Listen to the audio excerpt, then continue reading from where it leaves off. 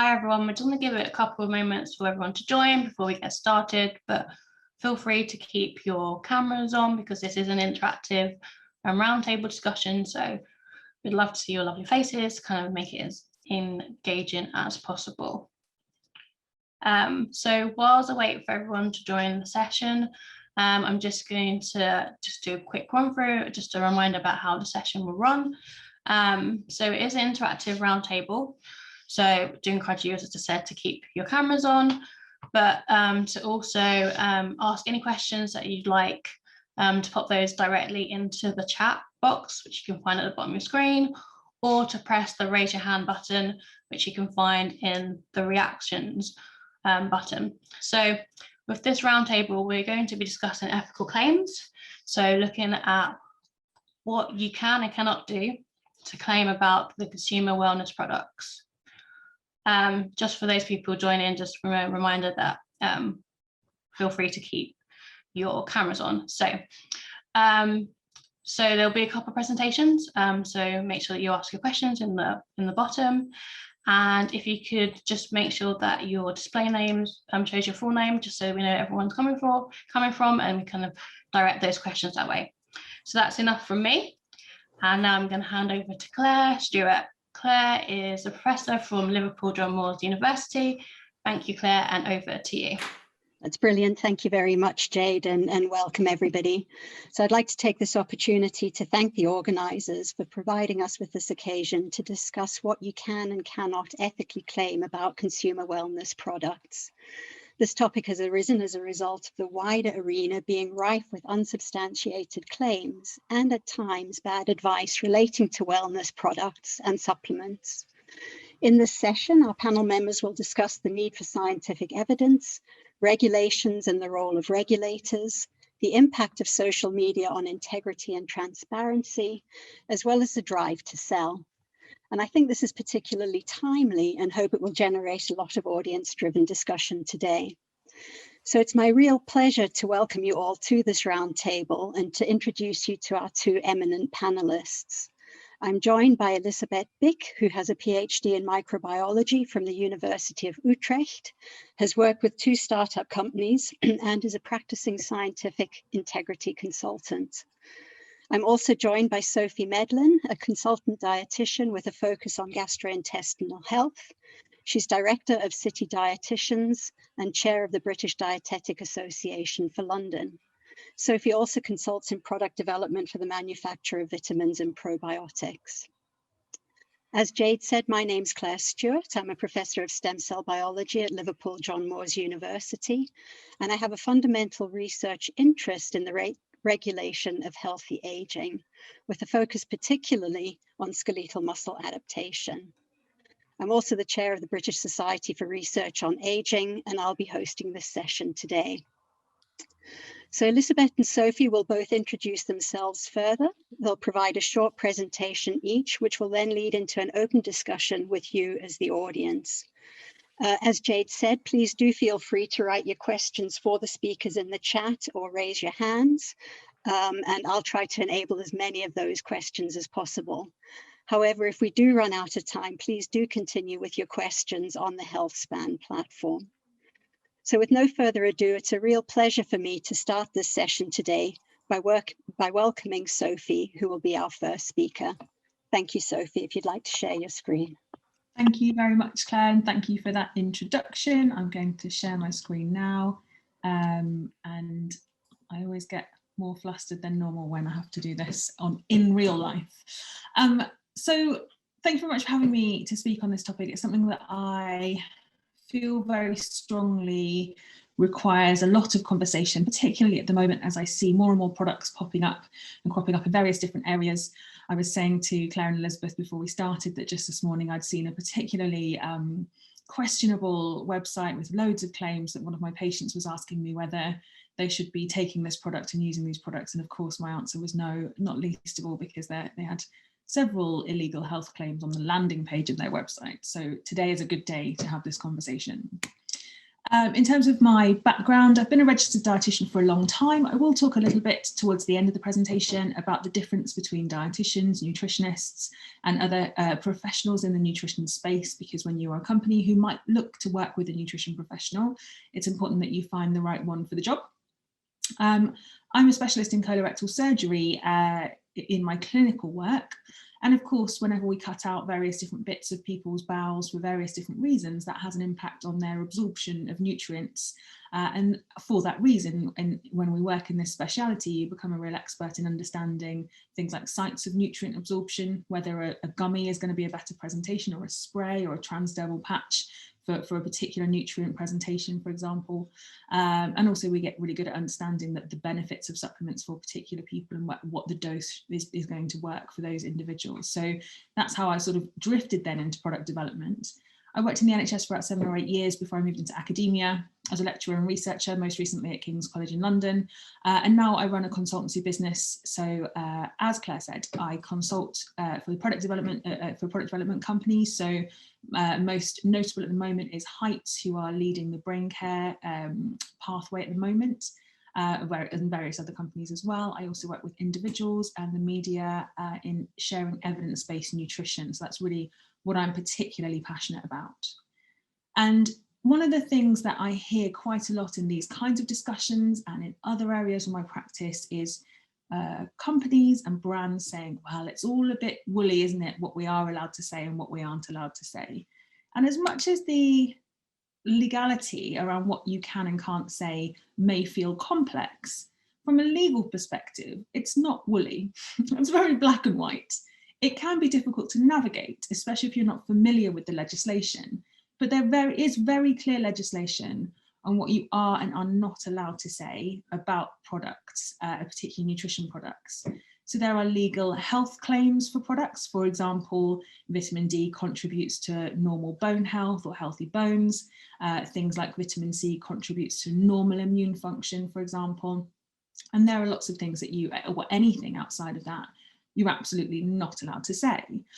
So there are health claims and also nutrition claims. So things like this product induces weight loss, for example, which you can only say if you have got demonstrable evidence that it does have that effect. Things that also includes things like making claims about whether something is low fat or low in carbohydrate and all of those sorts of things as well. So if you are considering coming into this space, if you are already existing in this space, but you're not sure if you're following the law and this is making you question that, please do have a look. As far as we know at present, this isn't going to change anytime soon because of Brexit, unless Elisabeth knows anything different than I do on that space. I think, with everything else the government have got to deal with, this is probably fairly low on their list of priorities, but ultimately at the moment, this is what we are still bound to in the UK. It may well change. We may adopt more of an American system, which will be a slightly different thing.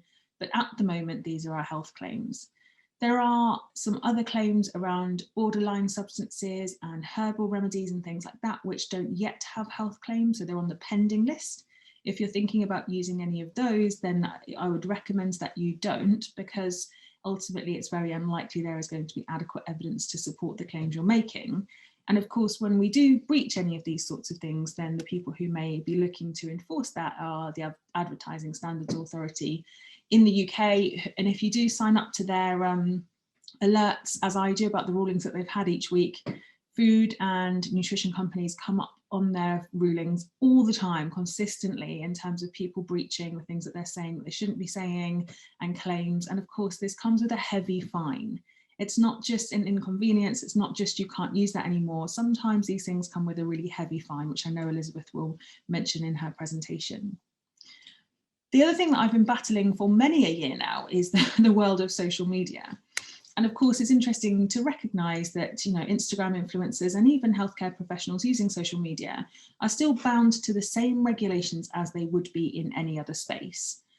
My personal code of ethics around this, and all healthcare professionals are slightly different, is that if I wouldn't say it to my patients in clinic, I'm not going to say it on social media. And that includes advertising anything. So I won't be advertising any products, even any of the companies that I work for. They understand very clearly that I won't be advertising their product on my social media, because it's my personal ethical belief that if I wouldn't do it in clinic, I shouldn't be doing it on social media. We do see, however, Instagram influencers and companies breaching this all the time. Most recent discussion that was had was around Gemma Collins advertising skinny jabs, which is a medical, it's a prescription only product, and so that should never be promoted and advertised on Instagram, on social media or anywhere else. But people are still doing it, and it's still taking it to go to the ASA in order for people to be forced to take those things down. And unfortunately, Instagram and other social media platforms, and TikTok now is apparently rife with these sorts of breaches and dangerous practices, don't enforce the law or consider law breaking to be breaching their community standards. So harmful prescription-only products and prescription-only products being promoted on social media to young and vulnerable people all the time. So Skinny Jab is just one example. You may have seen a Petamin in the news recently, which is a weight gain product, and skinny teas and coffees, which are, contain senna, which is a laxative product. So we're really just teaching girls to purge after eating and drinking to try and be skinny and to cleanse themselves. And of course, none of those things are real or safe or good practices to be promoting in this way.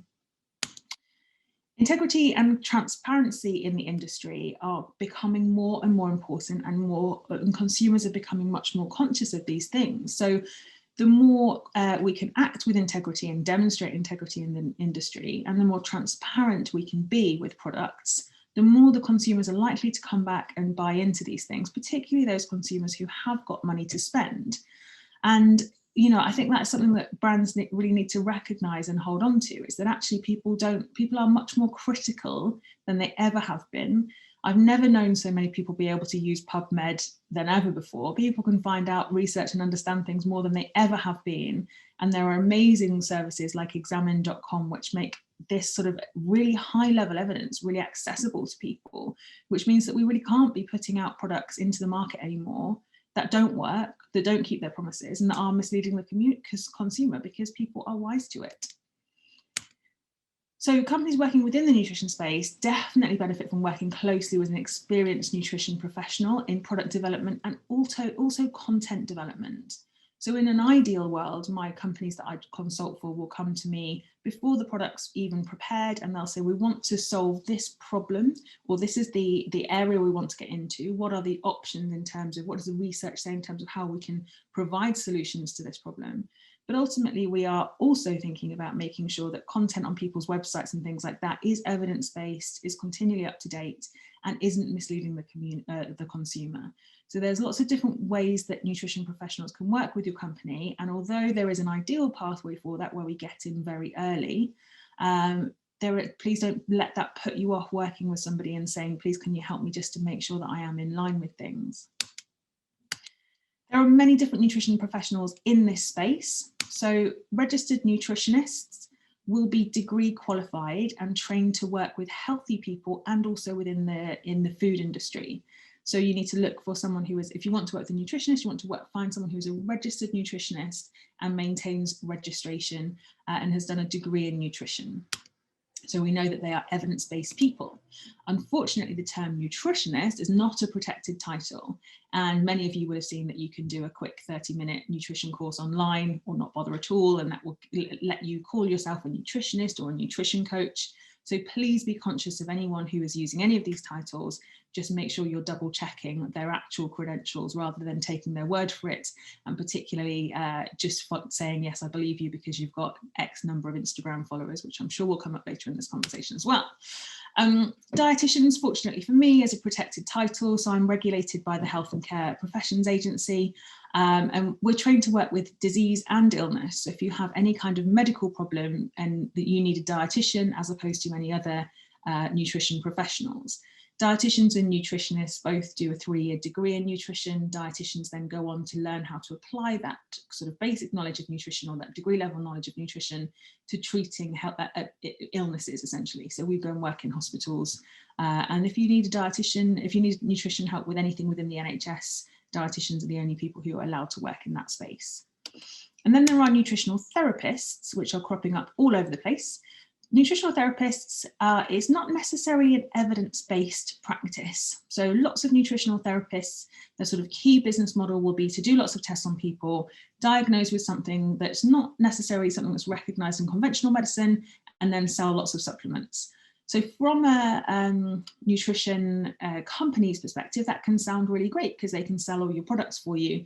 But ultimately, when someone like me looks at websites and it's designed by a nutritional therapist, I'm going to go, I need to double check all of the research here because I know that they're not necessarily trained in evidence-based practice in the same way as someone who's done a full degree in nutrition will have been.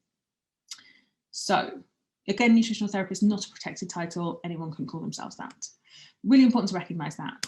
So in terms of dietary advice that we see online, I'm going to try and wrap up quickly. We see lots of dietary advice online from influencers, etc. And many of you may have seen this 2019 study from the University of Glasgow, which actually showed that 90% of social media influencers are sharing inaccurate health information. The majority are completely unqualified and are sharing opinion as fact. And due to their reach, this can be potentially very harmful. So if we think about even the biggest nutrition influencers in the UK, people like Deliciously Ella and Joe Wicks, etc., no nutrition qualifications between them, and yet a massively strong voice within this community, and a really trusted voice in the community, which can of course be risky when their nutrition advice isn't evidence-based and they don't have, the consumer has no comeback to them when and if they develop consequences as a result of following their dietary advice.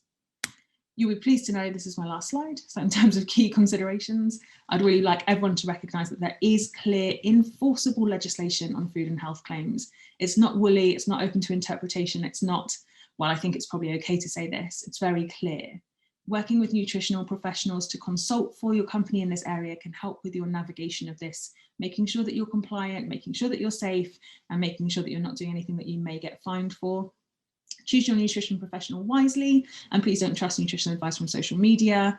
And one of the things that I'm really passionate about saying and sharing is that brands and individuals should really be aiming to be part of the solution to the kind of mistrust the consumer has to the nutrition industry, not contribute to the problem. So please do think about whether you as a brand, your messaging, the products you're developing, etc., are actually beneficial to the consumer or just creating more noise in a very noisy and very unsubstantiated industry at the moment. Thank you very much. I will hand over to Elisabeth for her presentation and hope that she'll be saying similar things to me. Thank you, Sophie, for that fantastic talk. I learned so much, and let me put up my screen. All right, there we go. Yeah, so my name is Elisabeth Bick. I am I have a PhD in microbiology, and I have worked about 15, 17 years in the microbiome space.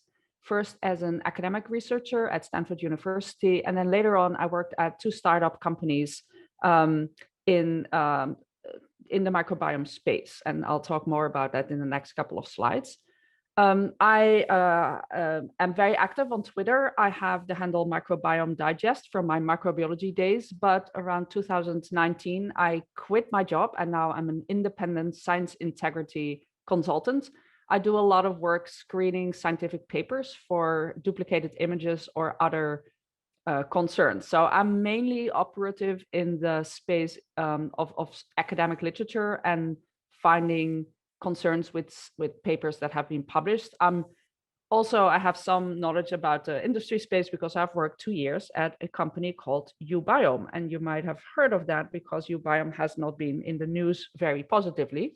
But I was the director of science at Ubiome, which was a company that was selling initially only consumer wellness products. So we had a kit which was a little bit similar to 23andMe. You could order a kit, you would get that's the kit on the left, Explorer kit, you would get it at home, you could take some of your poop sample, send that back to the company, and then the Ubiome would do a microbiome analysis for you, and you could sort of track the composition of the bacteria in your gut over time. And so I, as a scientific director, I was very familiar with the whole process behind it. It was, in my opinion, a great product.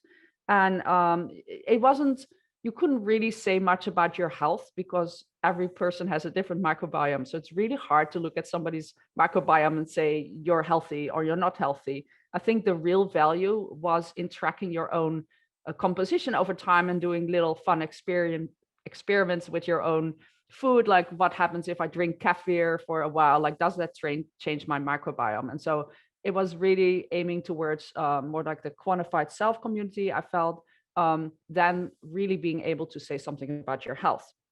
And so as the director of science, I was struggling with finding the balance between what scientific papers say about microbiome and health and selling a product, because these are it's a very delicate balance. And basically as a scientist, it's really hard to walk that line.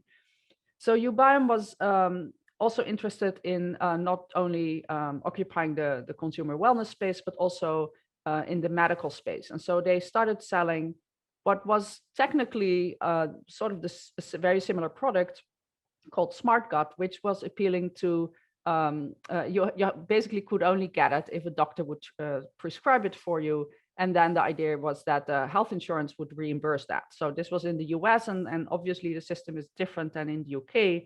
But healthcare insurance is a very complicated beast in the United States.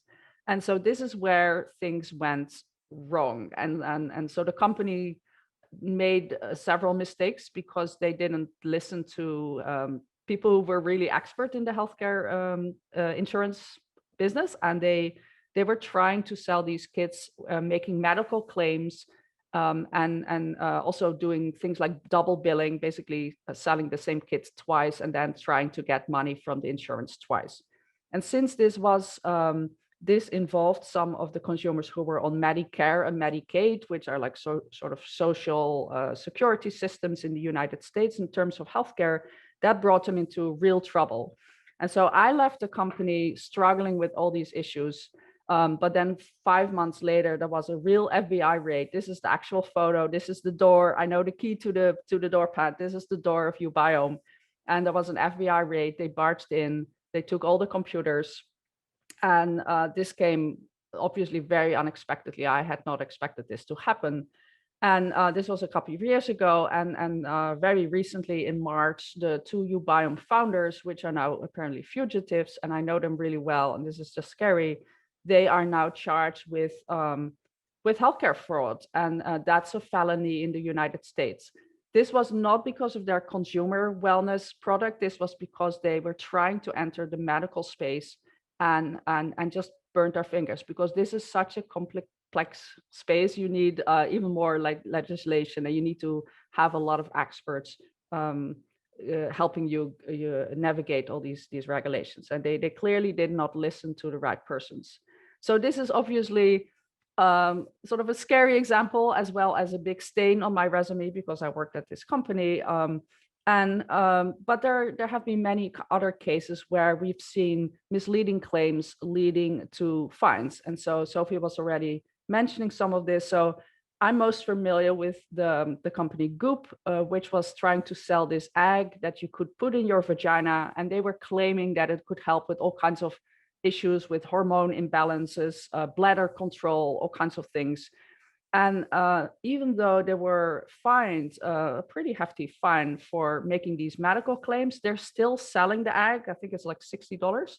And they sort of changed their description a little bit. I think this gate goes like, this is for me as a scientist, like that's just complete nonsense what I'm reading here. Feel the connection with your body. I don't know, that this is like nonsense in my opinion, but not only nonsense, it's dangerous, because the vagina is not designed to hold eggs. It's designed to hold a penis or a baby when it comes out, but then nothing else.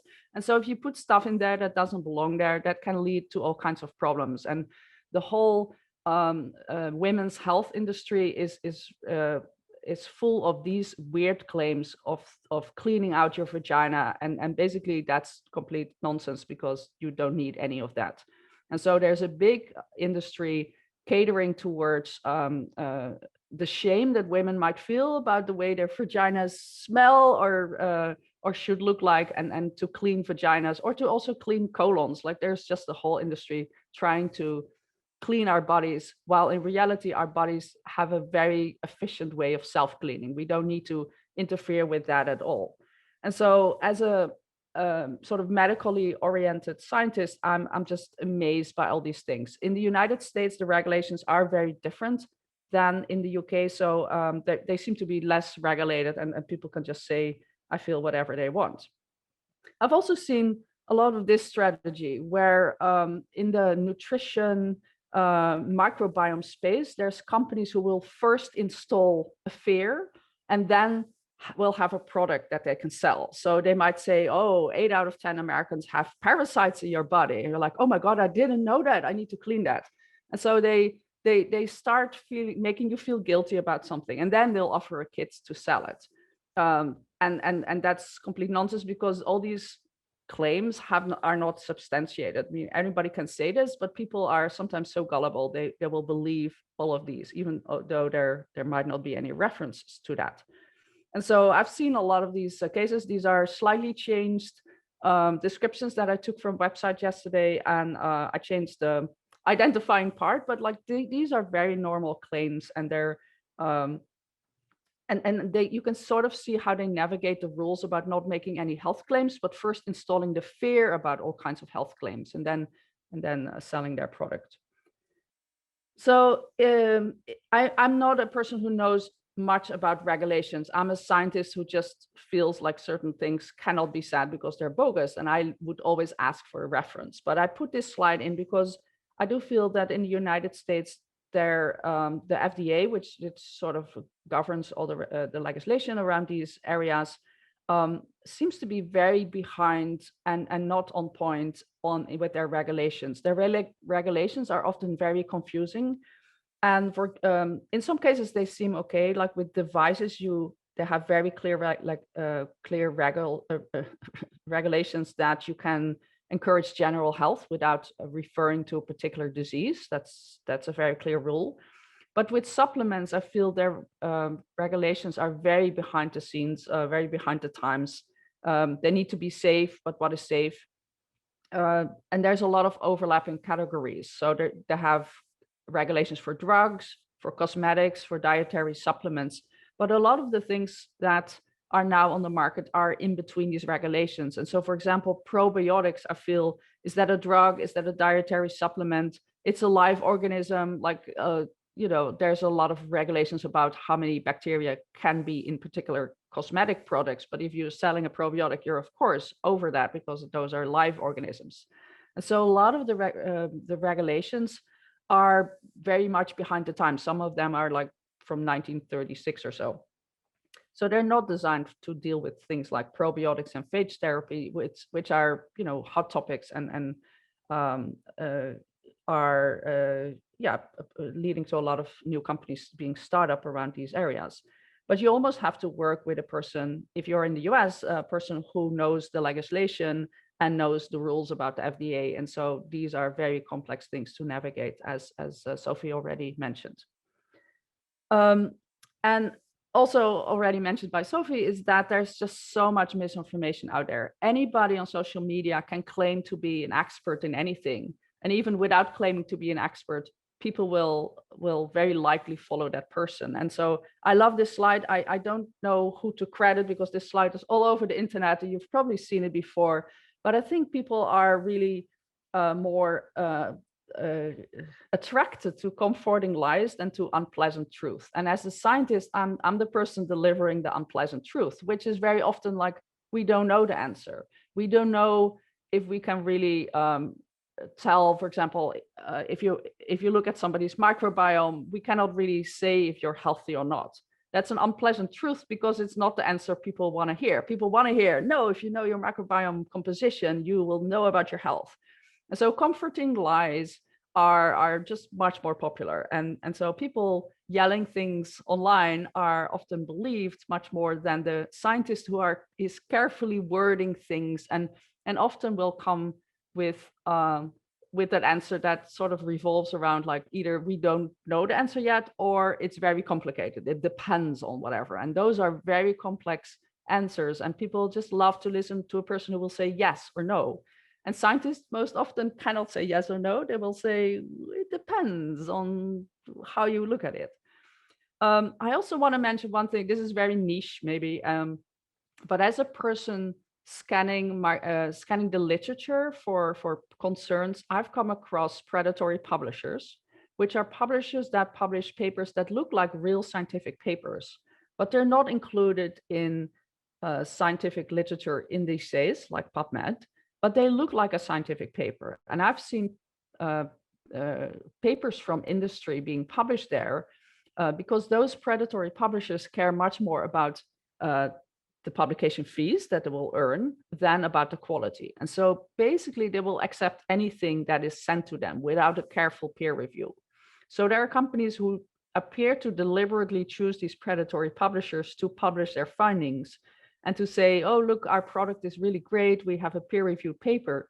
Well, in reality, these papers are not peer-reviewed. And it's really hard for a consumer to distinguish between a real paper and a predatory paper. And so I'm not quite sure how to tackle this because there's no regulation in scientific publishing at all. And so it seems to be a very Wild West country where a lot of people just can publish whatever they like and make it look like their product has been scientifically reviewed, when in reality it's not. And then, of course, scientists are being threatened by other people. I'm dealing with my own troubles online. I have a very active Twitter account, but if you say something that I feel is the truth, you're just attacked from left and right, and doing that. And finally, I am an image duplication expert. And so I've come across a lot of these claims where, especially in cosmetics, where people will claim that a product is fantastic and you see the before and after photos, but these are just laughable because they're just photoshopped. So these are not before and after the treatment, they're before and after photoshopping. And I try to call out these advertisements, but they're so clearly, I don't know, this is just stupid. Don't do this because this is just not making your product look like something you can trust in. With that, I will stop sharing and look forward to our discussion. That's brilliant. Thanks ever so much to both of you for really thought-provoking presentations. So while I get to grips with the questions that have been coming in via the chat, I might just start with a quick one myself. In terms of, where do brands then actually start? So we have new brands coming out. How do they start so that they aren't in breach of regulations and the law? How do they navigate the legalities of developing and producing and selling a new brand? Basically, how do they avoid being sued, I guess, is the question. Sophie, would you like to start on that one? Sure. And, obviously I'm biased, but I think that the key is to get someone who knows what they're doing at the early stages. And, I'm lucky enough to do these kinds of presentations at startup festivals and other food industry and nutrition industry events. And there's often, nutrition startups there who have a great idea maybe, or maybe a really questionable idea, but they don't know that it's really questionable, or maybe even that it's really great because they haven't consulted anyone with expertise in the area. Nutrition is such a broad field. It's not possible for me to be an expert in every area of nutrition. We have to really be abreast of all of the information, and a new study, particularly in nutrition, might be published on PubMed. But unless you can contextualize that within the last decade of research on the same topic, which you can't just read all of that in one go, you need to have been living and breathing it for those that part of your career. It's really not possible for you to make an informed decision on whether that is a reliable paper or not a reliable paper. So the key really is to employ appropriate nutrition professionals early stage in your startup.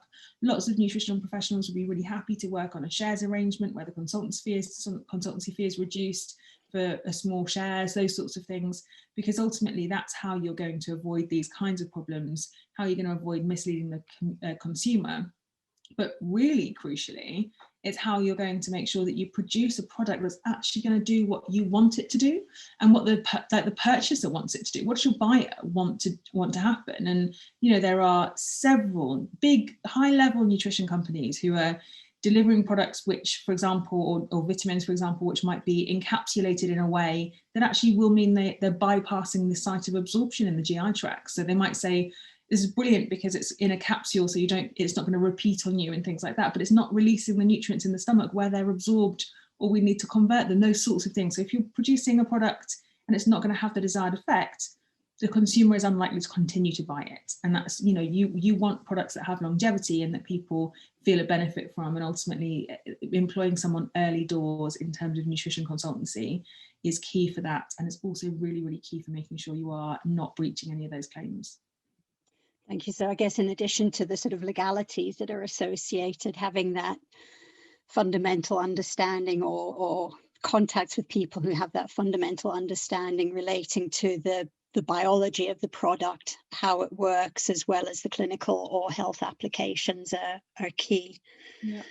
So with that in mind then, and going to yourself, Elisabeth, with regards to the social media claims, the validity, the reliability of things that people are suggesting in terms of products that may do what they say, but they may not do what they say. How can we turn that around, do you think? How could we use social media to benefit people's general understanding of health products versus clinical products, for example, so wellness versus medical, for example? Is there a platform, do you think, there, and what might that look like? Oh, I'm going to be a little bit pessimistic because I've tried as a scientist to go against strange claims online and report ads that I think are misleading and have not been successful in that.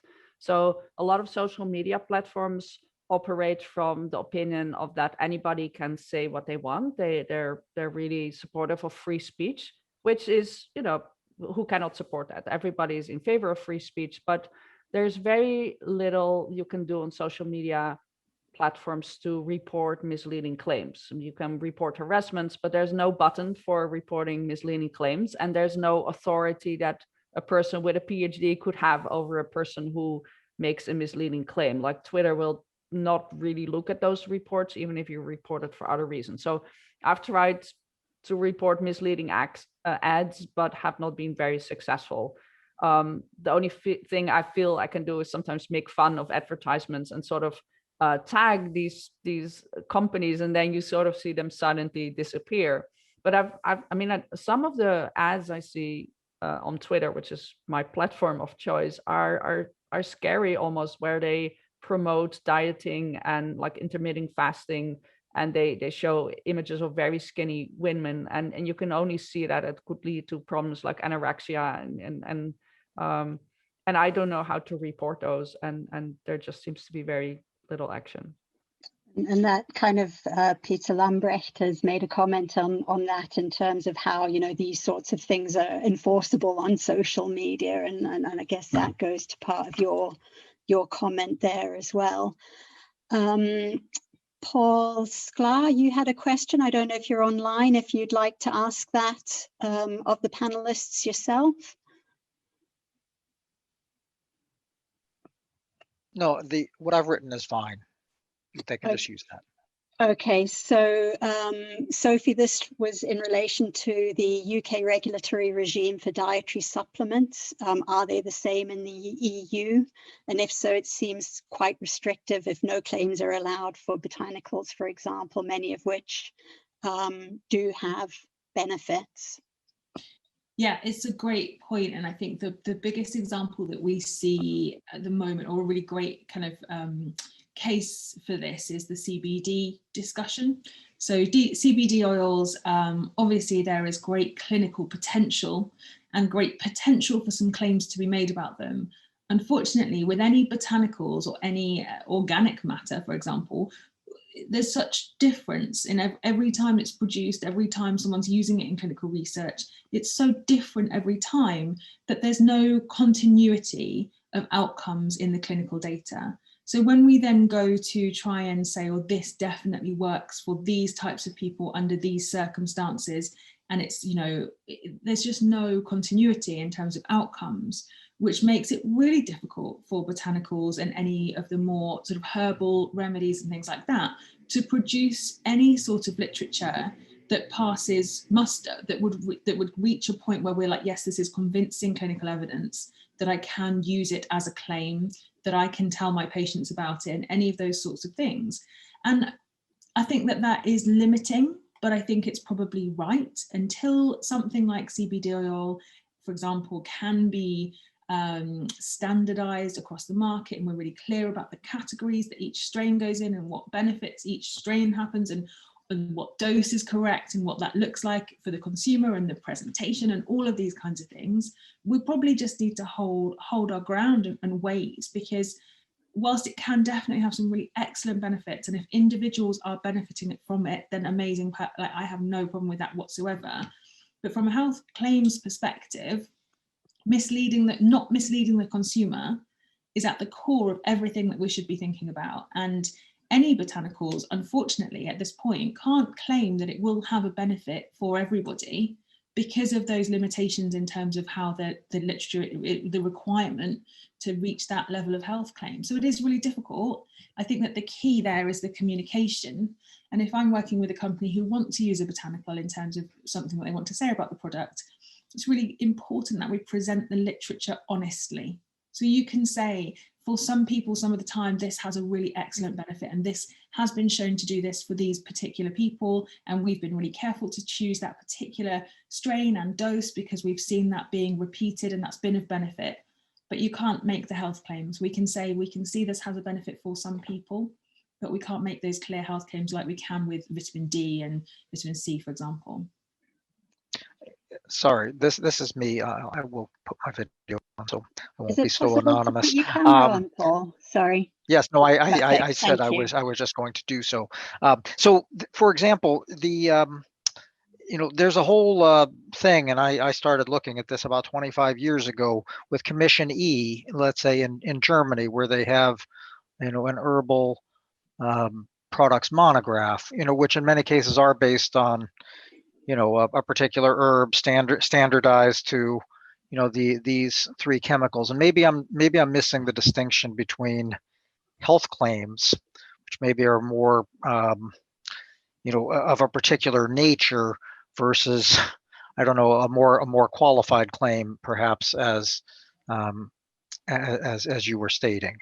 So maybe you can clarify the difference between sort of a claim that might say, well, a standardized extract such as this, has been shown to do certain things, versus, is that not a health claim, or is that a health claim? So that in terms of the health claims, you're talking about promising an outcome based on something that you've included in a product. And so a health claim might be, so immunity is really buzzy at the moment, so it might be the only health claim you can make about anything in terms of immunity, and it's based on vitamin C and zinc, I think, is and vitamin D helps to maintain normal immunity. And so those sorts of things are really, really carefully regulated. So anything that you're seeing at the moment talks about boosting immunity or anything like that is actually breaching this regulation and these regulations. I'm not sure what legislation you're talking about there in terms of botanicals. That's not something that I have looked into heavily. I focus very much on health claims and nutrition claims and guiding my clients through that. But I think what you're perhaps referring to is what I was talking about saying with these particular kind of blend or combination of botanicals, these are the things that we've seen having an impact, but it's not something I know as much about as I know about the nutrition claims and the health claims. Okay, I definitely don't want to dominate the conversation, but yeah, in Germany they have basically an herbal monograph system that was, at least originally they did, called the Commission E monographs, which were pretty extensive. And there's been a comment coming again from Peter Lambrecht on that, saying that there, in quotes, are no qualified health claims in Europe. So an interesting concept, I guess. So we've got a few more minutes. Please do keep those questions coming in through the chat or raise your hands. Please do put your cameras on for that interaction. Sheila McCann, there's a question from you. Would you like to raise that to the panelists?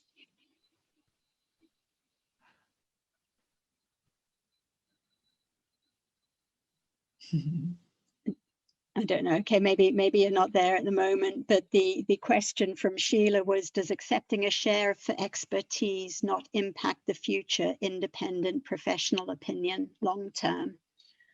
Yeah, I'll take that. I think it's difficult. In terms of what I'm talking about there, I'm talking about you working very closely with a company who you are invested in making sure that everything is evidence-based and that you have the same ethos as the company. And so we do have to be careful with taking shares. And there's a reason why I don't promote the products and the supplements that I've designed to my patients one-on-one or on my Instagram, because ultimately I am financially invested in those companies. And that does cloudy and murky the waters in terms of what me as a healthcare professional I'm saying. And it does make it more difficult. But I think, my main point is that consumer companies need to be working with nutrition professionals. And as long as we are boundaried and we're clear about what we can and can't do, and we're working within our regulatory framework as healthcare professionals, which is pretty clear on this kind of stuff, then we are safe and fine. But the other really important thing is making sure that as a shareholder, the people I'm working with have the same values as a company as I do. And that's written into contracts, as in, we're not going to breach health claims. We're not going to make promises we can't keep. We're not going to design products that are trying to be something that they're not ever going to be able to be in, maintain that integrity. And that's something that you need to discuss, as a group and as a team, really. Okay, thank you. There's a great one here. We've got a couple of minutes, 4 or 5 minutes left. Peter Lambrecht, I don't know if you're there, if you'd like to ask this one. I think probably targeted at Elisabeth, about fear selling. Yes, I saw the slide. I just, because I felt the message was fear selling is not okay as strategy. I would say, well, it's a sales strategy. As long as it is not misleading, I would say that fear selling is borderline acceptable, but it should not be too misleading. Yes? So there's always a gray area, also a gray area between supplements and drugs. But this was my message. Fear selling is not always totally unacceptable. There is borderline acceptable. That was my... No, I agree with you, but the examples I put up, I felt the fear that was installed was based on very misleading fact. Like 80% of Americans have parasites in their guts. Like, citation needed. Like, I have never heard that as a scientist, and that would, like, if you read that, you get very scared and you are more likely to buy their products. And so I feel that such misleading claims that do install a false sense of fear in people is very misleading. So I think we agree on this, but the examples I chose were of that kind, where it's a misleading fear. And the same is with like vaginal health. Like, you shouldn't smell out of your vagina, you should be clean, and you should smell like roses. That's not really how our body smells normally. Or things like your colon is covered with a crust of waste. That's really not true. If you've ever been present at a colonoscopy, our colons are like really shiny, healthy pink tube. And if there's problems, there could be of any other kind, but there's no crust. Our bodies are designed to clean ourselves. Yeah, because maybe short comments, of course, it should be not misleading, it should be science-based, all these things. But on the end of the day, you also want companies to stay in business. Eh? So yeah, we say in Elisabeth, I think you're from Holland, we shouldn't be more holy than the Pope. Yes, we say that. And sometimes the regulators don't always know what the impact is of their legislation. The original health claim regulation had certain key ideas. Why was this legislation set up? It didn't reach almost any of those original targets. The impact was extremely negative. So the playing field is not always clear. You should not be misleading, but sometimes there is a gray area, and so you have to be pragmatic sometimes, not ethical, but pragmatic. and that is something I've struggled with as a scientist, to find that balance, because I'll probably always be of the opinion that you cannot sell the product because the claims are unfounded. I'm like, from the very extreme scientific point of view. I do understand the need to sell products, but it's such a thin balance. But look, the interesting, it's life is time is sometimes about lobbying, and see what's happening with the probiotics. Originally, the word probiotics was not allowed in Europe. Italy, a long time ago, already step by step accepted it. Now there seems to be a critical mass of member states that seems to allow the probiotic wording. Is it implied health claim or not? So this is maybe an interesting item where you got the official people in their Ivoren Toren in Parma. You got then the EU regulators following them. But you see then the member states step by step do, because consumers have a right to get some information, and so so that's also an interesting one. Thank you for that discussion. I think we have time for one more very quick question, Sheila. You have an interesting one. Would you like to ask that? Sheila's question was, would the panel comment on the rise of popularity on personalization in nutrition and how health claims can be addressed? So personalized nutrition and health claims. So shall I speak of nutritional supplements then, and especially maybe talk about the microbiome stuff that you've been involved in, because I think that's also, you know, such an important personalization of nutrition. So yeah, I mean, the problem is we know a little bit about genes that encode for various different things and that do have an impact on things like our absorption of nutrients or our ability to convert, you know, essential fatty acids or fatty acids into essential fatty acids and those sorts of things. But ultimately the advice that is given at the end of that DNA test, or might be a microbiome test, for example, is almost always generic dietary advice. That is, eat more oily fish, eat more fruit and vegetables, eat less processed food, and those sorts of things that people can get for free. There is an interesting and emerging bit of research to suggest that when we do personalized nutrition based on DNA testing or microbiome testing, that people can be a little bit more compliant to that advice. So if you have a wealthy consumer who is willing to do these tests and can afford to pay for them, and we shouldn't sell them to them in a predatory way, and we do think ultimately at the end of that it may help them to have that personalization of advice in order for them to adhere to general good healthy eating practices, I don't necessarily have a problem with it. My problem with those kinds of things is when they sort of suggest that everyone needs to have it, otherwise dietary advice is useless, or anything else is useless, because ultimately that's not factual. And if, you know, I've worked within companies where the dietary advice that's given at the end is basically almost entirely generic and based on algorithms, because that's the best we can do at the moment. There isn't evidence to suggest a lot more than that. And I think that that's really the key thing to remember. It's useful, it's interesting, some people prefer it, it may help with adherence in some cases, but it's not necessary for everybody. Okay. Thank you very much for that, and really sorry, Elisabeth, that I've been advised that we're to time plus time, unfortunately. But as I say, the opportunity to continue with the questions and answers is available on the Healthspan platform. So, you know, if you would like to continue there, then please do. Jade, you've joined back with us. Is there anything else that needs to be added before we finish? I'd like to just thank everybody, the speakers and the audience, for all their engagement and discussion. Thanks for a wonderful session. Yeah, thank you to you, Claire. Thanks for all that great moderation, and just to echo your thanks to Elisabeth and Sophie. That was a really interesting conversation. Just like follow up on what you just said, there are still a few couple of questions there. Please feel to add those on the platform and kind of continue that conversation.